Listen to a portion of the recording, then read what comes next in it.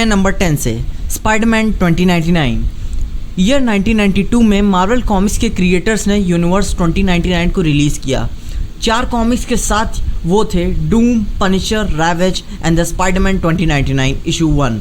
और स्पाइडरमैन 2099 में ये स्टोरी थी कि मैगवेल ओहारा एक जीन साइंटिस्ट होते हैं और वे एक स्पेशल प्रोजेक्ट पे काम कर रहे होते हैं जो स्पाइडरमैन की पावर्स को दोबारा साल 2099 में फिर से यूज़ कर सकें। और किसी रोज़ एक रात मैगवेल ओहारा बहुत ही हाईली एडिक्टिव ड्रग को एग्जामिन कर रहे होते हैं, मगर ना चाहते हुए भी उन्होंने वो ड्रग अपने अंदर इंजेक्ट कर लिया और उनका डीएनए कोड अराक्निड स्पाइडर के ड्रग से 50% मैच हो गया। और अपने इविल बॉस से अपनी आइडेंटिटी छुपाने के लिए मैगवेल ओहारा ने एक सूट पहन लिया जो उन्होंने डेथ फेस्टिवल के दिन पहना था। और वो मैगवेल ने नेवी सूट पहना था, वो बहुत ही अनस्टेबल मॉलिक्यूल से बना था। और ये सूट की खास बात यह है कि सूट ऐसे ही मार्केट में खरीदा नहीं जा सकता। ये सूट फैंटास्टिक फोर के रीड रिचर्ड्स ने ये फैब्रिक डिस्कवर किया था जो किसी भी सुपर ह्यूमन को उसके पावर्स यूज़ करने देता है बिना कपड़ों को डैमेज पहुँचाए। तो नंबर 9 स्पाइडरमैन 2211। ये स्पेशल स्पाइडरमैन 23rd सेंचुरी का है और ये अर्थ 9500 से बिलोंग करता है। इसमें का स्पाइडरमैन एक पुलिस ऑफिसर रहता है जो कॉमनली टाइम स्पिनर के नाम से जाना जाता है। मैक्स बॉन्ड ने एक स्पाइडीज की टीम भी कॉमिक्स में बनाई है जो टाइम स्ट्रीम में दिक्कत लाने वाले लोगों से निपटते हैं। और स्पाइडी के इस कॉस्ट्यूम को डॉक्टर ऑक्स के साथ सिमिलरली मैच किया जा सकता है। और स्पाइडी के ये सूट के आर्म्स मेंटली कंट्रोल भी किए जा सकते हैं। स्पाइडी 2211 के सूट में blue, red mechanical arms, chest पे एक ओवरसाइज्ड रेड स्पाइडर और बॉन्ड कॉस्ट्यूम में एक हेलमेट भी है जो उसके मल्टीपल विजुअल्स का व्यू देता है। तो अब आते हैं नंबर 8 पे, द आयरन स्पाइडी।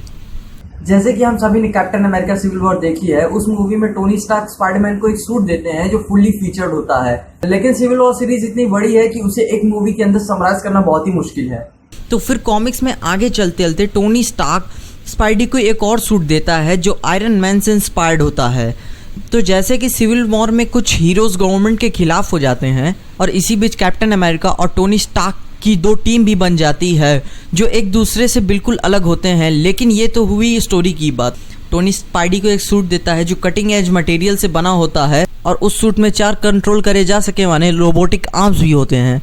ये स्पाइडी का अब तक हाईली फंक्शनल सूट रहता है और इसके साथ साथ अगर कोई नॉर्मल ह्यूमन इस सूट को पहने तो उसकी भी पावर्स बढ़ जाती हैं। और ठीक उसी तरह स्पाइडरमैन के स्पाइडी सेंसर्स और उसके रिफ्लेक्सेस काफ़ी हद तक इंक्रीज हो जाते हैं। और जैसे कि ये इलेक्ट्रॉनिक सूट है, सीक्रेट एवेंजर्स की स्टोरी के दौरान ये सूट में खराबी आ जाती है और ये डिफेक्टेड हो जाता है। साला चाइना का माल निकला। तो आते हैं नंबर 7 पे, स्पाइडी आर्मर मार्क 3। ठीक जैसे आयरन मैन के पास आर्मर है, बैटमैन के पास आर्मर है, वैसे ही स्पाइडी के पास भी एक आर्मर है।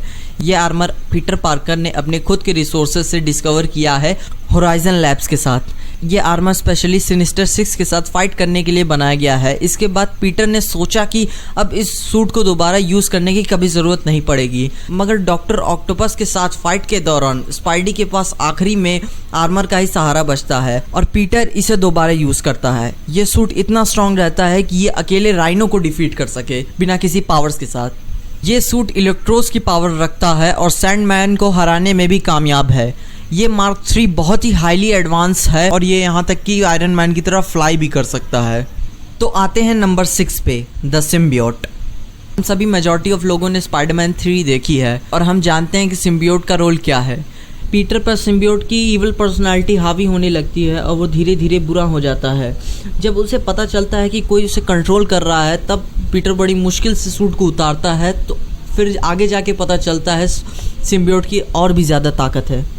तो आते हैं नंबर 5 पे, स्टेल्थ सूट। अगर आप गेमर हैं तो आपको पता होगा स्टेल्थ का मतलब क्या होता है। स्पाइडरमैन ने ये सूट्स कुछ स्पेशल सिचुएशंस के लिए बनाया था, सुपर विलन से लड़ने के लिए। जब हॉबगॉब्लिन अपनी बहुत ही तेज आवाज से स्पाइडी को कमजोर कर रहा था तब मजबूरन स्पाइडी को ये सूट बनाना पड़ा। और इस सूट की खासियत यह है कि ये सूट साउंड वेव को बेंड कर सकता है और लाइट वेव्स को भी। इसी के कारण ये सूट स्पाइडी को स्टेल्थ यानी खुफिया मिशन पे भी पावर्स देती है। और ये टेक्नोलॉजी स्पाइडी ने 2 सुपर हीरोज से ली है, एंट मैन जो है हैंक पिम और आयरन मैन जो इस सूट के इन्वेस्टर हैं। तो आते हैं नंबर 4 पे, फ्यूचर फाउंडेशन। इस सूट को भी स्पाइडरमैन पीटर पार्कर ने ही डिज़ाइन किया है। जब पीटर पार्कर को फ्यूचर फाउंडेशन ज्वाइन करना पड़ा और ये फ्यूचर फाउंडेशन जॉनी स्ट्रॉम्स की आखिरी वसीयत थी तो जो उन्होंने पीटर पार्कर को दे दी। इस ऑर्गेनाइजेशन के ज़्यादातर मेंबर के कॉस्ट्यूम एक जैसे हैं और इन सब के सूट्स का फैब्रिक थर्ड जनरेशन के अनस्टेबल मॉलिक्यूल से बना था जो सोचने की शक्ति से चेंज हो सकती हैं। जैसे स्पाइडी अपने सूट की कलर और मॉडिफिकेशंस कभी भी चेंज कर सकता है, वो भी सिर्फ अपने माइंड से। तो आते हैं नंबर 3 पे, द बॉम्बास्टिक बैगमैन। जब रीड रिचर्ड्स ने सबसे पहले जाना कि एलियन सिम्बियोट को पीटर पार्कर से अलग करने पे अब उससे नॉर्मल ह्यूमंस की तरह कपड़े बदलने पड़ेंगे और पीटर के पास उतना टाइम नहीं था कि वो तुरंत अब नया सूट बना सके और वो अपनी आइडेंटिटी भी सबको रिवील नहीं करना चाहता था। लेकिन उस समय ह्यूमन टॉर्च ने पीटर पे थोड़ी सी रहम खाकर अपनी फैंटास्टिक फोर की ओल्ड कॉस्ट्यूम दे दी और उस कॉस्ट्यूम के साथ उसके फेस को कवर करने के लिए एक पेपर बैग भी दे दिया और मजाक के लिए जॉनी ने उसके पीठ पे किक मी का साइन भी लगा दिया। तो आते हैं नंबर 2 पे, आइडेंटिटी क्राइसिस। इसकी स्टोरी कुछ इस तरीके से है कि कॉमिक में स्पाइडी डॉक्टर ऑसबॉर्न के अपोजिट रहता है और डॉक्टर ऑसबॉर्न ने $5 मिलियन का इनाम भी रखा रहता है स्पाइडी को पकड़ के लेके आने पर। लेकिन इस कॉमिक में पीटर ने अपने नॉर्मल सूट को यूज करने की वजह 4 अलग अलग कॉस्ट्यूम्स बनाए डिफरेंट ओकेजन्स के लिए और स्पाइडी ने 4 सूट्स को 2 कैटेगरी में भी डिफाइन किया है, जैसे कि हॉर्नेट और प्रोडिजी हीरोज को डिफाइन करते हैं और डस्टिन और रॉचेट क्रिमिनल्स को डिफाइन करते हैं। और पीटर ने इन दोनों क्रिमिनल सूट को इसलिए बनाया कि वे क्रिमिनल्स और अंडरवर्ल्ड के लोगों के साथ उठ बैठ सके और उनके इविल प्लान्स जान सके। और आखिरी, last but not the least, number 1, the original superior Spiderman. इसमें पीटर पार्कर के साथ लगभग सब अच्छा चल रहा होता है, मगर एक दिन पीटर ऑटो ऑक्टेवियस से मिलने आता है जो पहले तो एक विलन रहता है मगर अपने लाइफ के आखिरी स्टेजेस पे चल रहा होता है।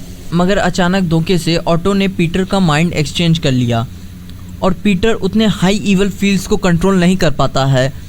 पीटर का दिमाग ऑटो के बॉडी में चल जाता है और ऑटो का दिमाग पीटर के। लेकिन जब पीटर ऑटो के बॉडी में जाता है तब उसे एक बात याद आती है, with great powers comes great responsibilities. फिर ऑटो को रियलाइज़ होता है कि उसके बॉडी के कुछ फील्स उसे बुरा करने से रोक रहे हैं, जैसे कि लोगों को बचाना। और फिर ऑटो को रियलाइज़ होता है कि पीटर की पावर्स का असली हकदार तो सिर्फ पीटर ही है।